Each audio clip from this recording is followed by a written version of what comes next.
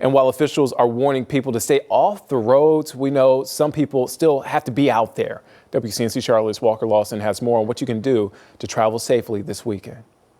Well, that's right. Something that you should have that you can be able to tell if your tires are good to drive on or not is a penny. All you have to do for this penny test is to take the penny to your tire tread, and if you can see the tip of Lincoln's head, that means the tread of your tire is worn down. Officials always say that if they are worn down, you should not be driving on those tires. Some other things that you can do, though, ahead of the storm is to make sure that your windshield wipers are up, so that way any snow that falls, you can easily place it back down without them being buried underneath.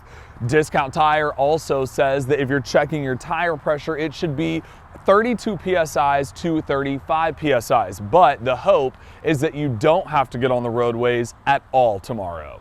We will be on 24 hours a day until our routes are substantially clear. We have built additional signal infrastructure and loaded our trucks in preparation for this event.